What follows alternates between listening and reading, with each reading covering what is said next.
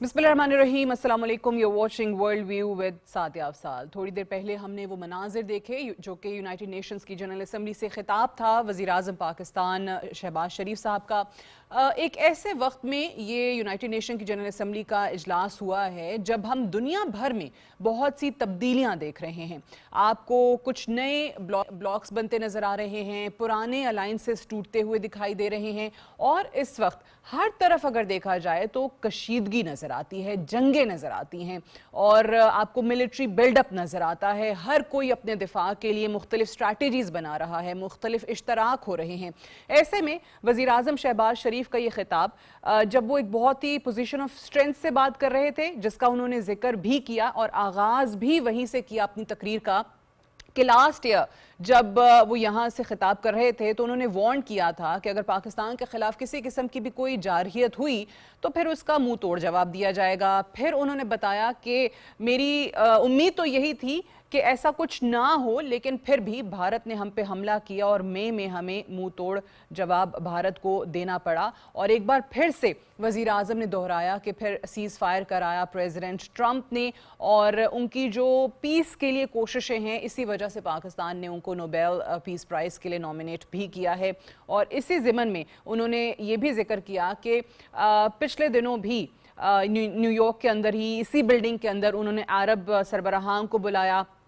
और ये किस ज़मन में था कि जब इजराइल की तरफ से कतर पर हमला किया गया था। तो वो प्रेसिडेंट ट्रंप की जो पीस के लिए काविशें हैं उनका भी जिक्र कर रहे थे। फिर साथ ही साथ जो दीगर ममालिक ने पाकिस्तान का साथ दिया और पाकिस्तान के मौक़िफ़ को माना और जो भारतीय जारहियत थी उसकी मजम्मत की, उन ममालिक का भी उन्होंने शुक्रिया अदा किया। चाइना का, तुर्की का, सऊदी अरेबिया का, कतर का, यूएई का, आज़रबाईजान का और यूनाइटेड नेशन के सेक्रेटरी जनरल का भी उन्होंने शुक्रिया अदा किया पाकिस्तान के मौक़िफ़ को सराहने के लिए, हिमायत करने के लिए। फिर एक ऐसा मौजू जो पाकिस्तान के लिए बहुत ही हम सब पाकिस्तानियों के दिल के करीब है और वो है फ़लस्तीन। वज़ीर आज़म ने एक बार फिर से कहा कि हम फ़लस्तीन के आज़ाद खुद मुख्तार रियासत की तश्कील की हिमायत करते हैं जो कि प्री 1967 के बॉर्डर्स हों और अल-कुद्स शरीफ जो है वो उसका कैपिटल हो। अब जो फ़लस्तीन के अंदर वहाँ पे जुल्म ढाए जा रहे हैं, जेनोसाइड जो हो रहा है, उसका भी उन्होंने जिक्र किया और यही कहा पूरी दुनिया से कि अब इसको रुकवाने का वक्त आ चुका है और हर मुल्क जो है वो अपना हिस्सा डाले इस जेनोसाइड को रुकवाने के लिए, इजराइल की जो बर्बरियत है, जो जारहियत है, इसको रुकवाने के लिए। फिर अगर हम देखें इसमें एक और चीज़ जो कि अगेन पाकिस्तान का एक और मौक़िफ़ रहा है, एक बड़ा इशू जो कि कश्मीर का इशू है और जहाँ पाकिस्तान के हवाले से वज़ीर आज़म ने ये कहा कि मैं अपने मुल्क के 24 करोड़ अवाम का जो पानी पे हक़ है वो अगर गसब करने की कोशिश की इंडिया ने तो उसको हमारे मुल्क पे जंग तस्वुर किया जाएगा और ये हक़ मैं किसी को भी नहीं दे सकता और तमाम बायलैटरल इश्यूज़ जो हैं वो हल होने चाहिए। ये कहने के बाद कि वज़ीर आज़म ने जब ये कहा कि जनाब हमने इंडिया को जंग में शिकस्त दे दी है, जहाँ पे उन्होंने फील्ड मार्शल का भी जिक्र किया, उन्होंने एयर चीफ मार्शल का भी जिक्र किया कि किस तरीके से इन्होंने अपनी अपनी अफवाज की जो मेहनत थी, जो महारत थी, उसकी निगरानी की और हमारी अफवाज ने खुद को साबित किया। बट हैविंग सेड दैट, मैं पूरी तरीके से आज भी एक कॉम्पोजिट, कॉम्प्रिहेंसिव और एक वाकई मंतकी अंजाम तक पहुंचने वाला जो डायलॉग है, जो मुज़ाकरात है, वो भारत से करना चाहता हूं या मैं उसका ख़्वाहा हूं। यानी आज भी वज़ीर आज़म इस जंग के बाद मुज़ाकरात की बात कर रहे हैं और अमन का पैगाम दे रहे हैं। ये वो चीज़ें हैं और इससे रिलेटेड और भी बहुत सारे तनाज़ात हैं, तकरीबन तमाम ही चीज़ों ने इसमें ज़िक्र किया है। साथ अगर आप देखें जो हम हमेशा से कहते आए हैं कि अफ़गानिस्तान की सरज़मीन पाकिस्तान के ख़िलाफ़ इस्तेमाल हो रही है, वो भी वज़ीर आज़म नहीं भूले और एक बार फिर से हमने अपना ये जो मुद्दा है ये जनरल असम्बली के इस प्लेटफॉर्म पे रखा है। अच्छा, एक बड़ी इंटरेस्टिंग चीज़ भी हुई। वज़ीर आज़म शहबाज शरीफ से पहले एक ऐसे वज़ीर आज़म ने खिताब किया जिसको पूरी दुनिया क्रिटिसाइज़ कर रही है, जो कि इजरायली वज़ीर आज़म नेतन्याहू है। उस शख्स के खिताब के दौरान पूरा हॉल खाली हो चुका था, तमाम लोगों ने अपना प्रोटेस्ट जो है वो रिकॉर्ड कराया, वॉकआउट करते हुए आपको डेलीगेट्स जो हैं वो नज़र आए और وہ انسان جو ہے صرف اپنے ہی ایسا لگ رہا تھا کہ لوگوں کے سامنے بیٹھ کے خطاب کر رہا ہے، اور اس کے فوری بعد ہمارے وزیر اعظم کا یہ خطاب ہونا بھی بہت اہم ہے، کیونکہ وہ تمام چیزیں جو اسرائیل کے حوالے سے یا فلسطین کے حوالے سے اسرائیلی وزیر اعظم نے کہی تھی، وزیر اعظم نے واپس آئے اور اس کا جو تمام ریکارڈ ہے اس کو بھی صحیح کیا، درست کیا، اس کی تصحیح کی۔ اسی پہ ذرا پہلے بات کرتے ہیں، ہمارے ساتھ renowned city and defence analyst ہمیں جوائن کر رہے ہیں سید محمد علی صاحب۔ علی صاحب بہت بہت شکریہ فار جوائننگ اس آن ورلڈ ویو۔ سب سے پہلے تو یہ فرمائیے گا، وزیر اعظم کا یہ خطاب، اور بھی ظاہر عالمی تمام ہی جو سربراہان موجود ہیں وہ ایڈریس کر رہے ہوتے ہیں یو این جی اے کو، ایک ایسے وقت کے اندر جب پاکستان اپنی پوزیشن بہت مستحکم کر کے آیا ہے، اپنی عسکری طاقت کو منوا کے آیا ہے اس سال،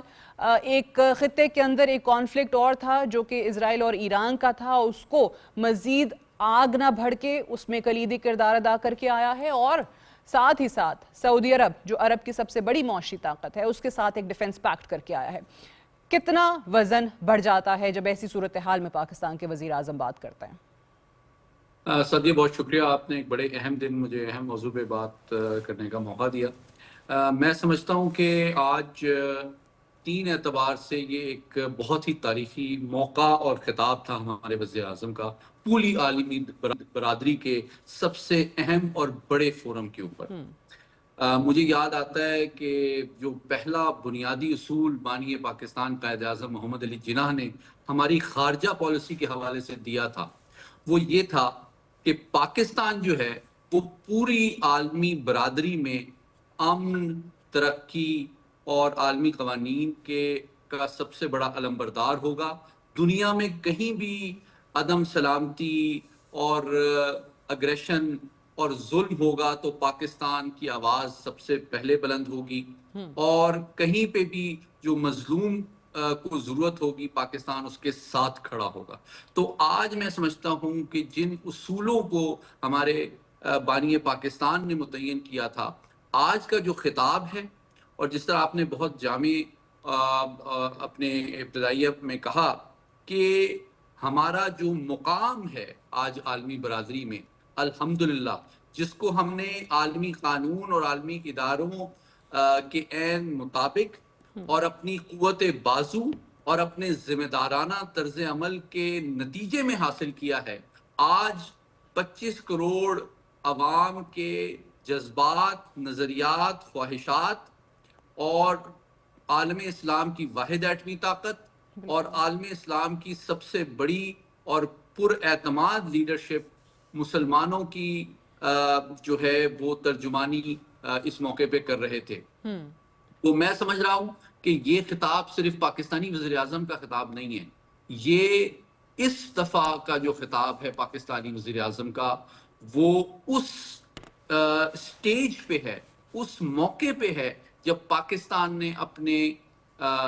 اپنے کردار سے، اپنے عمل سے عالمی برادری کا احترام جو ہے اور اعتماد حاصل کیا ہے کہ ہم صرف جنوبی ایشیا کی ایک طاقت نہیں ہیں، بلکہ ہم وسطی ایشیا، عالم اسلام اور مشرق وسطیٰ کے لیے بھی امن، ترقی، خوشحالی اور استحکام کے لیے ایک لیڈنگ رول پلے کرنے کی خواہش اور صلاحیت رکھتے ہیں۔ تو یہ بڑی امپورٹنٹ بات ہے، اس لیے 3 پہلو میں کوئکلی آپ کی جو ان کی تقریر ہے اس کا احاطہ کر لوں۔ پہلی بات یہ ہے کہ انہوں نے صرف عالمی جو اہم ترین مسائل ہیں اس پہ پاکستان کی سوچ اور پالیسی کی ترجمانی نہیں کی، بلکہ 2 باتیں انہوں نے اور بہت امپورٹنٹ کی۔ انہوں نے یہ بھی حل پیش کیا کہ اب جب کہ دنیا ایک ورلڈ آرڈر، ایک عدم استحکام کے دور سے گزر رہا ہے، عالمی طاقتیں ایک ٹکراؤ کی جانب بڑھ رہی ہیں، تو all the more reason کہ اقوام متحدہ کے اوپر یہ بڑی اہم ذمہ داری عائد ہوتی ہے کہ وہ دنیا کے تمام تر جو اہم مسائل ہیں، وہ امن کے حوالے سے ہوں، انصاف کے حوالے سے ہوں، ترقی کے حوالے سے ہوں، کانفلکٹ ریزولوشن کے حوالے سے ہوں، جو معیشت کے حوالے سے ہوں، کلائمیٹ چینج کے حوالے سے ہوں، غربت کے حوالے سے ہوں، ان تمام چیلنجز کے لیے بہت ضروری ہے کہ ہم پر امن، انکلوسیو اور سفارتی ذرائع سے ان کا حل تلاش کریں اور جارحیت اور اس عدم استحکام کی کوششوں کو ترک کریں۔ پاکستان ہمیشہ امن، انصاف اور ترقی کا ایک پیامبر رہے گا پوری عالمی برادری میں. اور جس طرح آپ نے کہا کہ اسرائیلی وزیر اعظم کے فوراً بعد جو ان کا خطاب ہے، میں سمجھتا ہوں یہ بڑا امپورٹنٹ موقع تھا کہ وہ ہر ذمہ دار ملک، ہر امن پسند قوم، اسلامی دنیا اور عدل و انصاف، عالمی قانون اور عالمی اداروں کے ساتھ جو لوگ کھڑے ہیں، ان کے سوچ اور نظریے اور جذبات کی وہ ترجمانی کر رہے تھے. وہ صرف ایسے ہی پاکستان کی وزیر میں نے اعظم اس لیے کہا کہ بڑی اس کی سگنیفیکنس تھی کہ وزیر اعظم نیتن کے بعد وزیر اعظم شہباز شریف کی تقریر ہوتی ہے. نیتن وہ شخص جو کہ بولا کرتا تھا تو ساری دنیا سنتی تھی، لیکن اب آہستہ آہستہ جب اس کا اصل چہرہ لوگوں کے سامنے بے نقاب ہوا ہے تو آپ دیکھ لیجئے کہ آج وہ جو اتحادی تھے، جو بڑے ذوق و شوق سے تقریر سنتے تھے اور بہت داد دیا کرتے تھے، آج وہ تمام واک آؤٹ کر گئے، بوائیکاٹ کیا اس کی تقریر کا، کیونکہ اب آہستہ آہستہ تمام لوگوں کے سامنے حقیقت بھی عیاں ہو رہی ہے. اور وہ تمام ممالک جو کہ کبھی اس معاملے پہ ساتھ نہیں دیتے تھے، آج وہ بھی فلسطین کو بطور ریاست ریکگنائز کر رہے ہیں. علی صاحب ساتھ ہی رہیے گا. امبیسڈر نغمانہ ہاشمی صاحبہ نے بھی ہمیں جوائن کیا ہے. امبیسڈر صاحبہ، آپ کو بھی ویلکم کرتے ہیں آن ورلڈ ویو.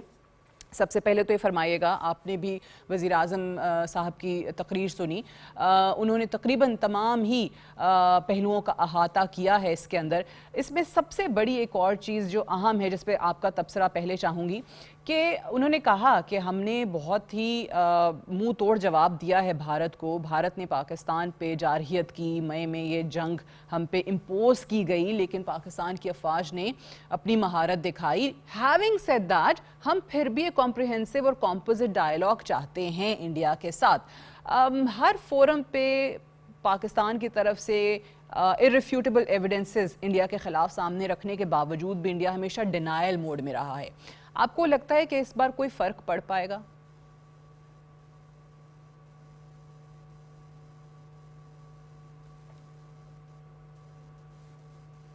امبیسڈر صاحبہ، آپ کو میری آواز آ رہی ہے؟ آئی تھنک ریکنیکٹ کر لیتے ہیں، امبیسڈر صاحبہ تک آواز نہیں پہنچی. علی صاحب، یہی سوال آپ کے سامنے میں رکھتی ہوں. آج وزیر اعظم نے ڈائیلاگ کی بھی آفر کی، پیس کی بات کی، جس کا آپ بھی پہلے ذکر کر رہے تھے، اور ساتھ ہی ساتھ افغانستان کی سوئل کیسے اگینسٹ پاکستان استعمال ہو رہی ہے وہ بھی دوبارہ یاد کروایا. دیکھیے، 3 پہلو ہیں. پہلی بات یہ کہ پاکستان کا ہمیشہ سے اصولی موقف سعدیہ یہ رہا ہے کہ ہماری امن کی خواہش کو کمزوری نہ سمجھا جائے. لیکن بدقسمتی سے ہمارے مشرقی ہمسائے نے یہ غلطی ہمیشہ کی، اور بدقسمتی سے اکثر اور خصوصاً اس سال مئی میں ہم نے اس غلطی جو ہے اس کو بھاری قیمت ادا کرنی پڑی. تو اب بھی ہماری یہ بات اور یہ آفر پوری عالمی برادری اور اس کے سب سے بڑے اہم فورم کے سامنے ہمارے وزیر اعظم کا کہنا اس بات کا ثبوت ہے کہ ہم قوت بازو بھی رکھتے ہیں، لیکن پھر بھی ہم اپنی طاقت کو، اپنی پاور کو اور اپنے انفلوئنس کو ایک ذمہ دارانہ، محتاط اور امن پسند قوم کے طور پہ آگے بڑھانا چاہتے ہیں، تاکہ جو دنیا کے تمام تر مسائل ہیں، خصوصاً جو اقوام متحدہ کے ایجنڈے پہ سب سے پرانا مسئلہ ہے، مسئلہ کشمیر، اس کو بھی ہم اقوام متحدہ سے یہ توقع کرتے ہیں کہ وہ استصواب رائے کا جو حق انہوں نے کشمیری لوگوں سے پرومس کیا ہوا ہے، اس کو وہ فلفل کریں اور اس کی جانب ایک مذاکراتی اور پرامن انداز میں آگے بڑھیں. اور لیکن اب جب کہ بھارت نے جنگ اور جارحیت اور سیاسی دہشت گردی کی بھی ساری آپشنز ایگزاسٹ اور ویسٹ کر دی ہیں، تو اب امن کی جانب آ جاؤ. وہ جس طرح آن اے لائٹر نوٹ کہا جاتا ہے ایک ریاست کے بارے میں کہ they do the right thing after they have tried all the other options. تو I think India has tried all the wrong options. اب ضروری ہے کہ وہ رائٹ آپشن کو بھی کنسیڈر کریں جو کہ عالمی قانون کے مطابق ہے. going to try out this right option. ماضی میں تو لگتا نہیں ہے، جو تاریخ بتاتی ہے. ایک اور بھی چیز دیکھیے، اس دفعہ نریندرا مودی نے رخ نہیں کیا UNGA کا، نیو یارک کا. کوئی ہزیمت سے مزید ان کو لگتا تھا بچنے کا واحد راستہ یہ ہے، یا پھر جو پریزیڈنٹ ٹرمپ نے US نے جو پالیسیز لگا دی ہیں، پابندیاں لگا دی ہیں، ایک طریقے سے سختی ہو گئی ہے، H1B ویزا ہو گیا، ٹیرف پالیسی ہو گئی، ابھی 23 सितंबर को तकरीर में खड़े होके साफ साफ कहा कि जनाब मेजर फंडर है ये इस वॉर में, रशिया और यूक्रेन की वॉर में, तो उनको यही मुनासिब लगा, यही रास्ता सूझा कि ना ही जाया जाए तो बेहतर है। सादिया, बहुत सही आपने निशानदही की कि यूं लगता है कि मई 2025 के बाद से भारतीय क़यादत जो है वो अपने अवाम और आलमी बरादरी और आलमी ताकतें इन सब से मुंह छुपाती फिर रही है। ट्रू। आपको याद होगा कि जब G7 के इजलास में वज़ीर आज़म मोदी गए थे और फील्ड मार्शल आसिम साहब को जब ओवल ऑफिस में इनवाइट किया ट्रम्प साहब ने, तो ट्रम्प साहब ने मोदी साहब को भी फोन किया था कि भाई आप कनाडा से वापस जाते हुए मेरे पास रुक जाएं मुलाकात करने। तो उन्होंने माजरत जाहिर की, भाई आप देखें उस वक्त तक बाज़ाब्ता तौर पे स्ट्रेटेजिक पार्टनर है भारत, कानूनी एतबार से, ट्रीटीज के मुताबिक, मुआहिदों के मुताबिक, और अमेरिका का सदर उनको इनवाइट कर रहा है तो वो उनसे मुंह छुपा रहे हैं। अच्छा, फिर देखें इनके माशी मसाइल भी काफी बड़े, और फिर अमेरिका ने भांप लिया जो भारत का असली चेहरा है कि जनाब ये इन तिलों में तेल नहीं, ये क्या चीन के आगे खड़े होंगे, ये तो पाकिस्तान की जवाबी कार्रवाई के चंद घंटों के अंदर जो है उसकी भी ताप नहीं ला सकते। तो उनको भी, उनकी भी असलियत देख ली इन्होंने। और फिर जब उनको कहा कि भाई आप आगे टैरिफ के मसाइल हमसे तय करें, तो वहां से भी उन्होंने जान छुड़ाई। अच्छा, फिर आपने देखा कि चूंकि खुद बड़े कुरना मश्क यानी कि बिजनेसमैन है ट्रम्प साहब, तो उन्होंने सही जांच लिया कि ये हमें बेवकूफ बनाने की कोशिश कर रहे हैं। रूस से $52 अरब का पिछले साल तेल लिया है और दूसरी जानिब हमसे जो है वो सिक्योरिटी और डिफेंस कॉपरेशन चाहते हैं। और फिर आखिर में अब भी आप देखें, क्योंकि आज ये इनका इस मौके पे ना आना, जनरल असेंबली में ना जाना भारतीय वजीर आजम का, ये साबित करता है कि उनका जो भी मौक़िफ़ है, सोच है, बयानिया है, वो इस काबिल वो खुद भी जानते हैं कि नहीं है कि ऑब्वियसली ऐसे जब भी आप किसी फोरम पे जाते हैं देन आपकी साइडलाइंस भी बहुत ज़्यादा मीटिंग्स होती हैं, जैसे प्राइम मिनिस्टर की हमें बहुत ज़्यादा नज़र आई हैं। सो ऑब्वियसली उससे भी बच लिया, बिकॉज सवाल तो वही होने थे, फहरिस्त वही थी, सवालात वही थे और जवाब कोई था नहीं। एम्बेसडर नगमाना हाशमी साहिबा को दोबारा ट्राई करते हैं। एम्बेसडर साहिबा, आपको आवाज़ आ रही है? जी, मुझे आवाज़ आ रही है। जी एम्बेसडर साहिबा, आपने भी यकीनन सुनी होगी प्राइम मिनिस्टर साहब की तकरीर। इसमें मुख्तलिफ पहलू उन्होंने सामने रखे, लेकिन ख़ास तौर से मैं आपसे भी यही जानना चाहूँगी कि पाकिस्तान एक ऐसे वक्त में जब हमें पूरी दुनिया में ऐसा लगता है कि तब्दीली आ रही है, एक वर्ल्ड ऑर्डर जो है वो तब्दील हो रहा है, पुराना वर्ल्ड ऑर्डर शायद कोलैप्स करने के करीब है या कर चुका है, पाकिस्तान अपनी इम्पोर्टेंस बता के, सिग्निफिकेंस, अपना मकाम बहाल करके, चाहे वो इंडिया को जंग में शिकस्त देने के बाद हो, चाहे सऊदी अरेबिया के साथ डिफेंस पैक्ट करने के बाद हो, ऐसे फोरम पे वज़ीर आज़म पाकिस्तान जब बात करते हैं तो आपकी नज़र में उसकी जो इम्पोर्टेंस है वो कितनी बढ़ जाती है? देखें, किसी भी मुल्क की जो स्ट्रेंथ होती है वो उसकी पहले इंटरनल स्ट्रेंथ से आती है, और पाकिस्तान में अब वक्त आ गया है कि अपनी इंटरनल स्ट्रेंथ बहुत ही अनएम्बिगुअस टर्म्स में दुनिया के सामने रखती है। इंडिया को जिस तरीके से हमने शिकस्त दी उसमें आपकी पॉलिटिकल लीडरशिप, आपकी मिलिट्री लीडरशिप, हमारी मीडिया की लीडरशिप, लोगों का जो हमारा रेजिलियंस है वो बहुत के दुनिया के सामने आ गया। इसी तरह देखें, हमारे यहाँ पॉलिटिकल स्टेबिलिटी अब आ गई है, हमारी इकोनॉमी माशाल्लाह is now has taken the, तो जाहिर सी बात है वो जो हमारे स्ट्रेंथ हैं वो अब रिफ्लेक्ट हो रही हैं। इसी तरह देखें, ये जो हमारा कितने अरसे से एक लिमिटेड डिफेंस पैक्ट था सऊदिया के साथ, लेकिन ये कुछ जो हमने अपनी स्ट्रेंथ शो की है 4 डे कॉन्फ्लिक्ट में, और दुनिया पे ये खोल के साबित कर दिया है कि अगर इस खित्ते, जो कि एक बहुत ही इम्पोर्टेंट खित्ता है, इसमें अगर पीस चाहिए, सिक्योरिटी चाहिए, तो वो सिर्फ बेलूस को आएगी, और उसमें इंडिया अपने आप पे इस एरिया का ठेकेदार समझता है, और वो समझता है कि वो नेट सिक्योरिटी प्रोवाइडर होगा, और उसको जो घमंड है कि शायद वो स्ट्रेटेजिक और कन्वेंशनल वॉरफेयर में सबसे यहाँ अहम मुल्क है, तो वो सब चीजें तो देखें खाक में मिल गई हैं अब। तो जाहिर सी बात है जो पाकिस्तान है इस वक्त वो एज नेट सिक्योरिटी स्टेबलाइजर के तौर पे सामने आया है, सिक्योरिटी स्टेबलाइजर के तौर पे सामने आया है। बिल्कुल और सऊदी अरेबिया और बल्कि कतर पे जो हमला हुआ वो, और जिस तरीके से हमने कॉन्स्टेंटली पैलेस्टाइन को सपोर्ट किया है,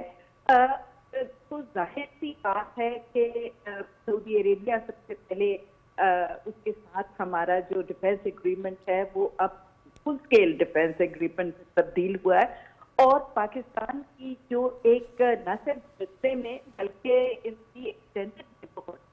जो एक की स्ट्रेंथ की वजह से बहुत मजबूत हो गई है। और एक दफा फिर, जैसे पहले जब पाकिस्तान मारिज़ वजूद में आया तो पाकिस्तान दुनिया का सबसे बड़ा इस्लामी मुल्क था और सारे इस्लामी मुल्क और पूरी दुनिया उसकी तरफ देखती थी। तो इसी तरह 74 में जब हमने OIC को रिवाइव किया तो पूरी दुनिया की नजरें पाकिस्तान की तरफ थी। इसी तरह जब हम न्यूक्लियर पावर स्टेट बने तो तब भी पूरे मुसलमान ममालिक की हमारी तरफ नजरें थीं। लेकिन कुछ हम ऐसे हालात से गुजरे कि थोड़ा थोड़ा वो होता जा रहा, पर अल्हम्दुलिल्लाह हम बहुत ही बेहतरीन तरीके से बाउंस बैक किए हैं। और अब हमारा जो व्यापार है, जो इम्पोर्टेंस है, वो न सिर्फ हमारे खित्ते में, मिडल ईस्ट में, बल्कि बियॉन्ड क्रॉस अटलांटिक भी बहुत अच्छी तो जो रिवाइवल है पाकिस्तान के, जो स्टेटस माजी में पाकिस्तान ने इंजॉय किया है, एक तो वो नज़र आता है जैसे आपने कहा। एंड अगेन जिन ममालिक के साथ स्ट्रेटेजिक पार्टनरशिप पाकिस्तान की माजी में रही है और फिर जवाल आ गया, फिर वो उतार आ गया, तो वो भी रीथिंक कर रहे हैं, रिविजिट कर रहे हैं अपनी उन फॉरेन पॉलिसी को विज़ावी पाकिस्तान। एक और चीज़ बताइए मिडिल ईस्ट के हवाले से, जैसे आपने अभी जिक्र भी किया कि हमने वहाँ पे इजराइल की तरफ से कतर पे अटैक भी देखा, टेंशन जो है वो खित्ते के अंदर बढ़ती चली जा रही है, वहाँ पे बहुत ज़्यादा आपको मिलिट्री बिल्डअप भी नज़र आता है। अगेन हर कोई जो है वो अपनी फॉरेन पॉलिसी को साइड पे रखते हुए अपनी डिफेंस की जो ज़रूरियात हैं उसमें खुद इन्हिसारी कैसे आनी है, उनको कैसे पूरा करना है, वहाँ ज़्यादा फोकस कर रहा है। मिडिल ईस्ट में ख़ास तौर से पाकिस्तान के अब किरदार के बाद, सऊदी अरब के साथ मुआहिदा होने के बाद, जहाँ ये भी एक्सपेक्टेशंस हैं कि और भी गल्फ़ कंट्रीज़ जो हैं वो ज्वाइन करने के ख्वाहिशमंद हैं या कर सकते हैं आने वाले दिनों में, आपको क्या लगता है कि एक कोई नए ब्लॉक के यहाँ पे चांसेस हैं मुसलमान ममालिक के जब हम बात करते हैं, या आपको कोई फ्रेगमेंटेड अलायंसेस ही नज़र आएंगे? देखिए बहुत ही कॉम्प्लिकेटेड सिचुएशन है, पॉलिटिकल सिचुएशन भी वहाँ देखें, इंटर अरब भी कुछ मसाइल है, अरबी आदमी के भी मसाइल हैं। तो ये चीजें ओवरनाइट तो देखें ख़त्म नहीं हो, लेकिन डेफिनेटली ये बड़े अच्छी इंडिकेशंस हैं कि मुसलमान ममालिक अब आहिस्ता आहिस्ता ये रियलाइजेशन उनमें बहुत बढ़ती जा रही। रियलाइजेशन तो पिछले 20 साल से थी उनके पास, लेकिन अब बहुत ही वो एक राइट मोमेंट आ जाता है ना, बिल्कुल जब उनको सबको ये पता है कि जी अब तेल से हट के भी हमने अपनी इकोनॉमी को स्ट्रेंथन करना है, डाइवर्सिफाई करना है। और ये जो जिस किस्म की जंगे और जिस किस्म का इजराइल का रवैया होता जा रहा है कि ना ईरान को छोड़ूंगा, ना इराक को छोड़ूंगा, ना मैं लिबिया को छोड़ूंगा, ना किसी और को छोड़ूंगा, तो वो तो बिल्कुल एक बहुत ही बुली बन के सामने आ रहा है। तो इसका अगर मुकाबला करना है तो maybe we need to look at each other, but at least it's being exposed really badly for the first time. दूसरी एक रियलाइजेशन आती जा रही है कि हमें मतलब एक क्रॉस अटलांटिक जो हम सिक्योरिटी अम्ब्रेला चाह रहे थे वो शायद नहीं हमें मिलेगा। इसीलिए आप देखें कि इस वक्त रशिया और का रिसर्जेंस हो रहा है और चाइना के जो ताल्लुकात हैं वो भी मिडिल ईस्ट में बहुत अच्छे होते चले। बिल्कुल ऐसा है। और क्योंकि हमारा बेसिकली तो स्ट्रेटेजिक पार्टनर चाइना है जिससे हमने कभी वेवर नहीं किया और अभी भी वेवर नहीं हम कर सकते, क्योंकि अब तो हमारी चाइना से मिलिटरीली भी इंटर ऑपरेटेबिलिटी है और हमारे 54% प्लेटफॉर्म्स अब चाइनीज हैं और आगे मजीद बढ़ेंगे। तो ये बहुत ही कॉम्प्लिकेटेड है, ये इस तरह اوور نائٹ نہیں ہوگا آپ نے جیسے خود کہا، لیکن obviously اس کے آثار ہیں، کہیں نہ کہیں خواہش ہے۔ جو ایک بہت صدیوں سے مطلب ایک صدی سے ہم سنتے آ رہے ہیں کہ جی وہ جو پولیٹیکل اور اکنامک اور اسٹریٹجک اسٹرینتھ ہے وہ اٹلانٹک سے شفٹ ہو کے پیسفک میں آ رہی ہے، تو آئی تھنک وہ اب 90% تو آ چکی 90% آ چکی، right. Ambassador Hashmi, thank you very much, I am really sorry I run out of time. Prime minister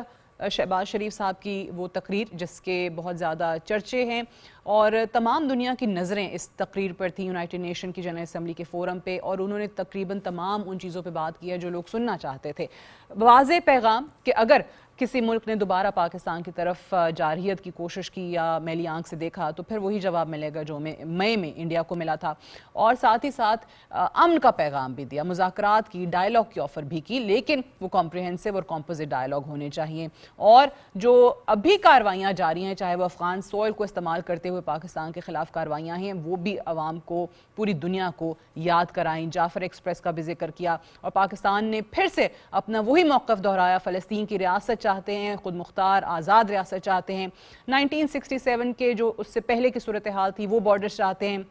القدس شریف کو اس کا کیپٹل چاہتے ہیں، اور فلسطینیوں کے ہر مطالبے کی ہم سپورٹ کرتے ہیں، حمایت کرتے ہیں۔ آج کے لیے اتنا ہی، I'll see you tomorrow انشاءاللہ، اجازت دیجیے، خدا حافظ۔